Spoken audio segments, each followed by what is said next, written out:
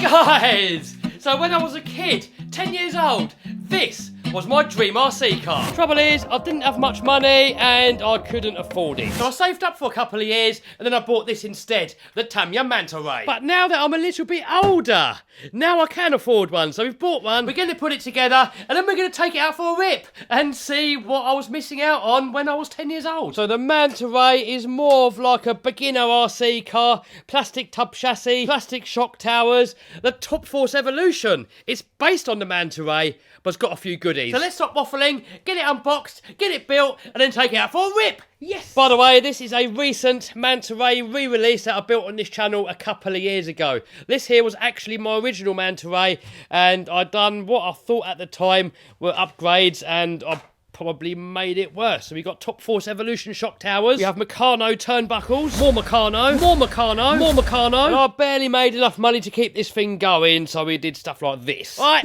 that's it, let's get this thing open. Oh, look at that, we've got a pre-painted body, wheels, tyres, more stuff, more stuff, more stuff, more stuff, and a box of more goodies. Oh look, here we have the carbon fibre chassis. Still got the imprints here, look, when people used to run those saddle packs. Nowadays we use lipos. Alloy shock bodies. Ball differentials by the looks of it. Even comes with a motor. Look at that, how cool does that look? Right, let's start off with the build. Safety, we don't need any of that. Right, section A, number 1. I tell you what, guys, back in the day, this was half the fun. It was saving up for it, looking forward to it. Then you get all these little bags, you've got to put it all together. And then finally, you get the finished car and you take it out for a rip. Don't get me wrong, it is cool getting a ready-to-run car and just letting it rip straight out of the box. But there's definitely something special about having to build it yourself.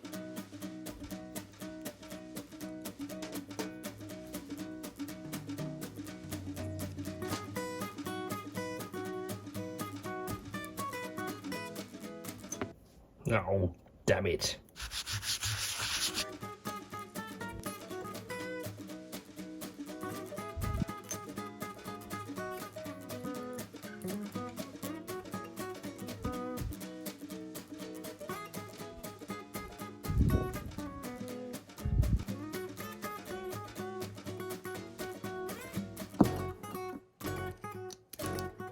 So I think you've got to tighten it up just enough so that it doesn't slip. So there, look, that's slipping. So we take this out, do this nut up in here a little bit more, and just keep doing that until it doesn't slip. Yeah, I think that will do.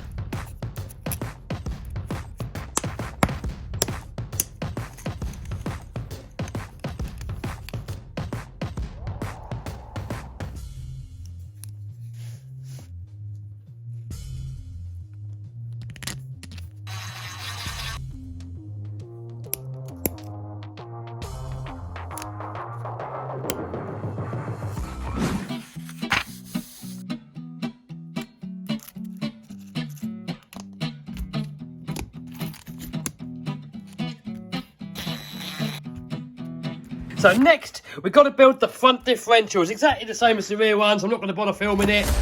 Boom!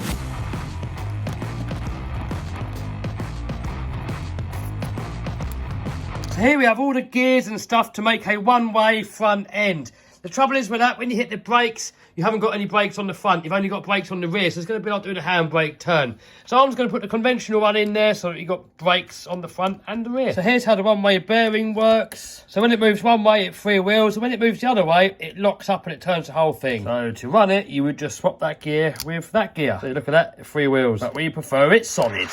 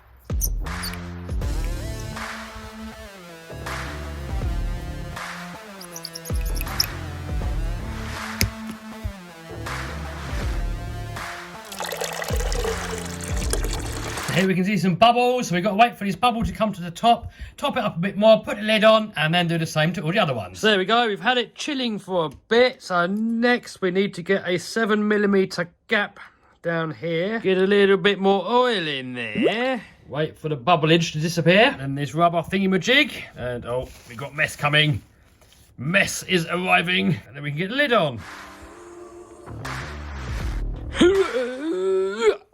Now, we can give it a cleanage. Get all that greasy, slimy stuff off of there. Then we can make sure it moves nice. And yes, that's lovely. Spring seat, spring, and another spring seat at the bottom. Couple of spacers. Boom!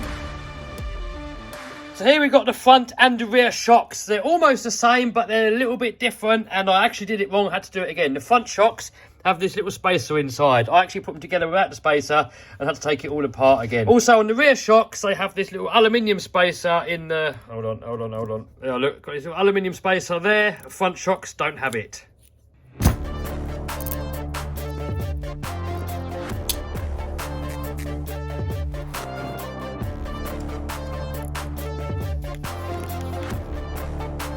And the other side. Boom! And now for the front ones. Boom! So that's the most fiddly part done now. We've got the shocks done, we've got the diffs done. So now, let's move on to the chassis. Now, when you're working with carbon fibre, there's tiny little splinters that you can get on your fingers. So I'm going to put gloves on, otherwise you're going to have itchy fingers for the rest of the day.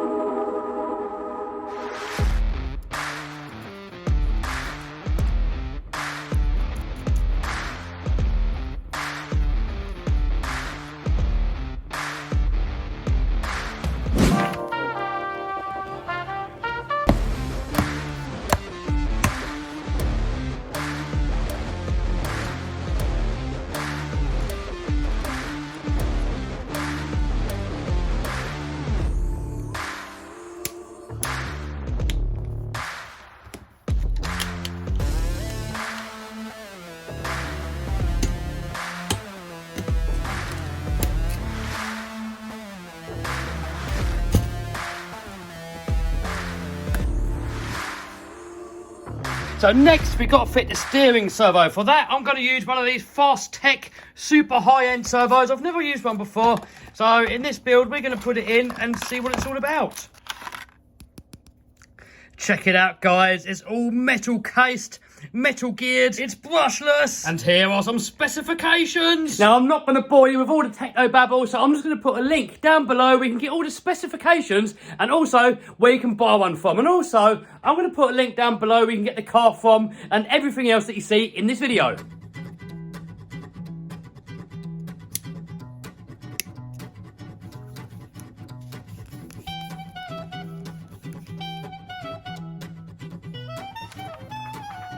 So next, it's time to get the radio system, plug it all in, make sure it all works, and then we can centre up the servo, and then we can get all the steering on there, put it all in the car, and then we should be getting pretty close for letting this car rip.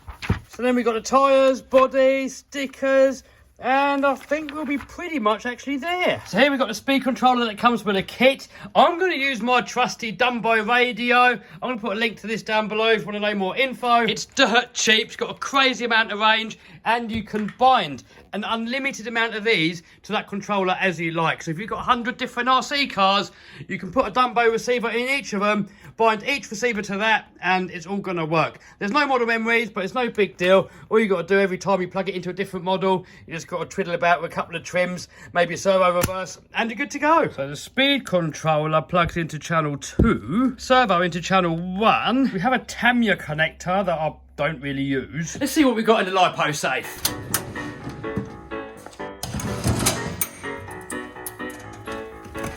So we got these crappy NIMHs that I don't really want to use. Here we got a 2S LiPo, but it's got a Dean's connector, so we might have to change it on the car. Everything else is more cells and different connections.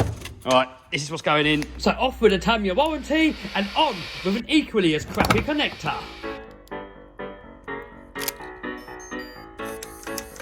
So now that we have the servo centred, we can go ahead and fit the servo horn.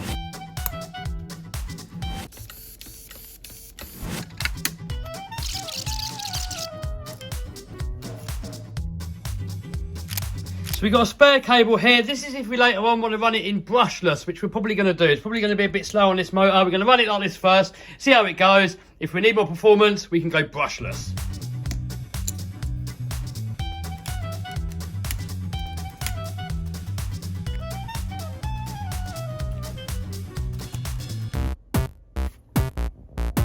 Oh, next we got the wheels and the body.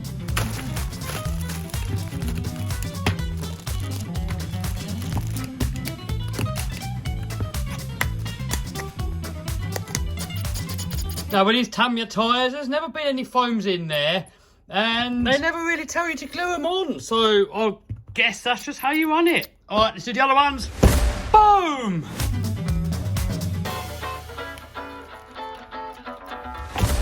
Boom! So next, we've got to cut out the body shell, and luckily that's already done, and it's already painted. Then we've got the under tray, that we do have to cut out.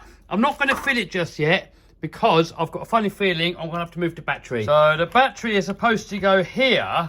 However, it is catching here, and I cannot get it to go in. It's really supposed to have the nickel metal hydride batteries that are around. So I think I'm going to have to take these little brackets off, move them over, drill new holes, put them back on, and then hopefully it's going to go in. But I'm going to do that before I put the underbelly on. Now give me the beat.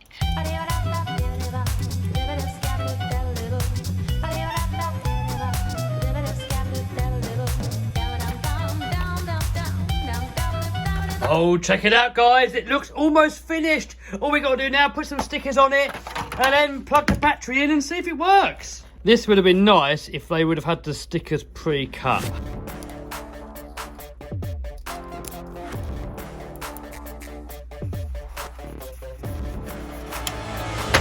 Boom! Oh, check it out, guys. There we have my childhood dream RC car. All we gotta do now, get the battery in, turn the radio on, and see if it works. Yes! So next we've got to move these battery clamps a little bit further over this way so that the battery can slide in and not hit on that chassis. So we're gonna take these off, drill 4 new holes, screw it back on. There we go, look, moved it over there. So now we get the LiPo and it's gonna fit in there perfectly like that.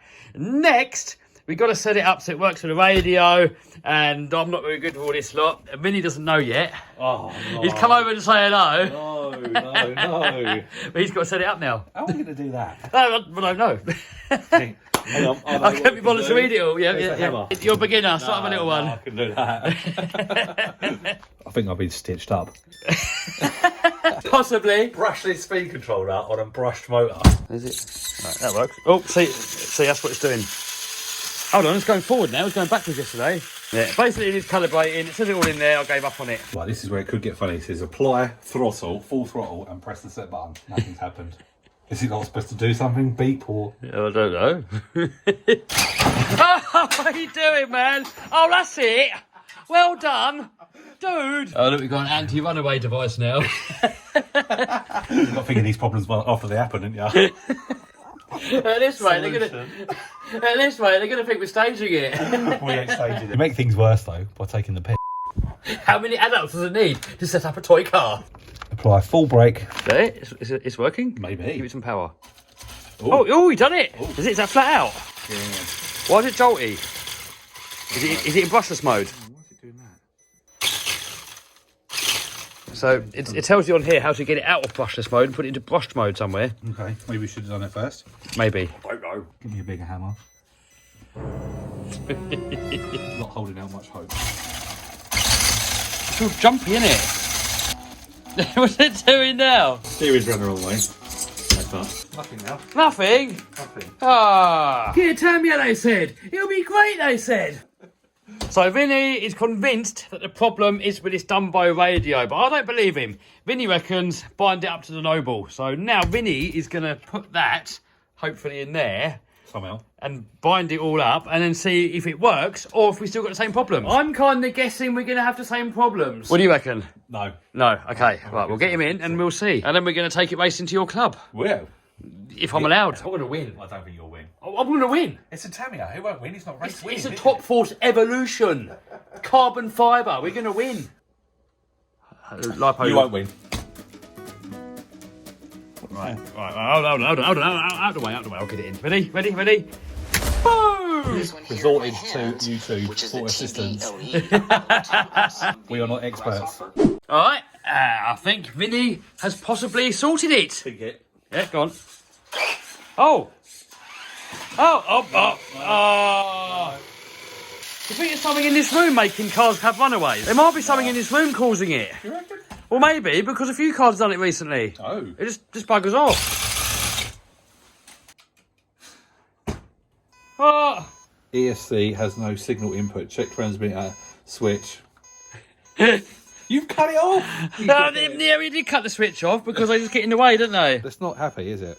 I think you've killed it. You don't need to get the hammer out. I think you've ruined it already. It's going to blow up. Bang! No, nothing's working now. You've proper broke it, haven't you? It turned on. Oh, I fixed it. That hasn't actually fixed it, has it? I think it's broken. At least it's off the... What are you doing, Kev? Get in now! Keep Britain tidy. Alright, so now we can go brushless. Oh, we might have another brush DSC somewhere. Speed controller probably isn't faulty. It's probably Kev just chopping the power cable off. That's just going to work, isn't it? Yeah, works. Are you ready? Yeah. Boom! So for now, we've got this little Traxxas battery here. We're going to plug that in, see if it works. If it does work, we'll put a proper connector on it, and then we're going to go racing. And then in a different video, we're going to make it brushless. I've never used them plugs, ever. Oh, look at that. That steering sounds happy. Right, all right, so next we're going to tidy up this mess. Look at that. All tidied up. Connection on. Belly plate on there. So now we'll turn this thing on. That's called an under tray. What? Real racers, under tray. Okay. Not belly pan. All right, we're going to a professional, really serious racing club. We need to get the lingo, otherwise they're going to laugh at us. What? We need to bind this to the receiver. Okay. So the receiver that we had in it was monstrosity. So we've taken the monstrosity out and fitted a slightly smaller monstrosity. So Vinny's going to bind it, and then hopefully it's going to work. A few more moments later. Power? Yes! Beep, beep, beep!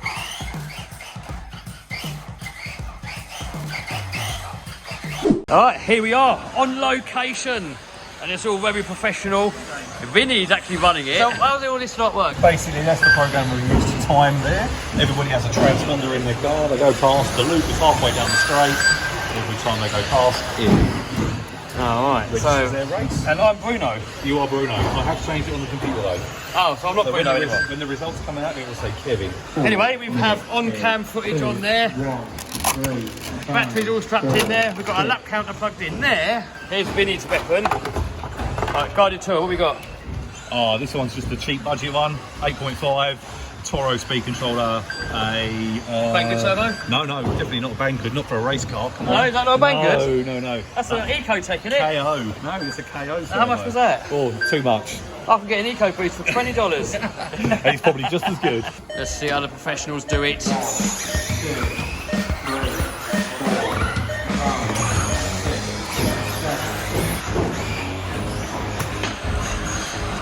Professional racer Kevin Talbot. He might go. With his car, yes, he'll go. Alright, we'll show these heroes how it's done. Hang on, you have to warm the tyres up. No. There we go, we're ready.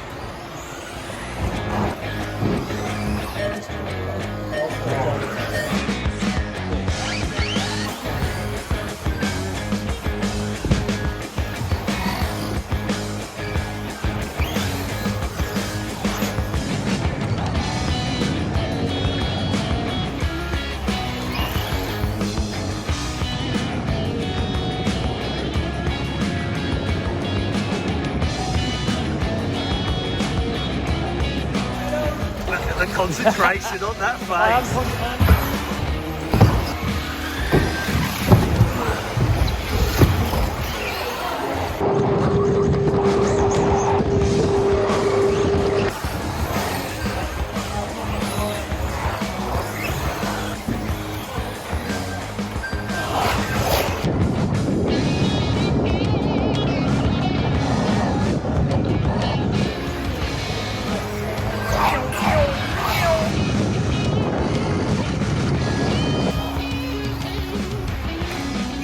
So in the end, we came in at 6th place in the B final, which puts us in at round about number 13th out of 30 cars, which for an old car isn't really that bad. Here we got the boss, Mike, in the house, and Mini Mike. Charlie is going to be running this, LC Racing, but 12 scale, 10 scale. Give us a lowdown. Say Schumacher laydown, very comparable. I've gone for pretty basic electronics. That's really good though, doesn't it? If any of you lot want to come here, that is the website. Vinny over there, he is the person that's going to book you in, and Mike there's the other boss. Here comes Charlie with a little mini LC, and he's in the lead. Look at that. The smallest car winning the race. We need more power. So in a future video, we may put in a brushless. So for a car that's probably an over 20-year-old design, it actually did really well. I mean, it definitely limited on the old speed. In a future video, we're going to put a brushless motor in there, take it racing again, and see how it does. Even these tyres, they didn't really do that bad. The club that we went to, also really fun. A lot of RC clubs, they seem to take it a lot too seriously and they forget to have fun. At this club here, there wasn't really any of that. Everyone was just having good fun. If you want to come along as well, I'm going to put a link to this club down below. And if you want to know where you can get the car from, the servo, and everything else in this video, link down below.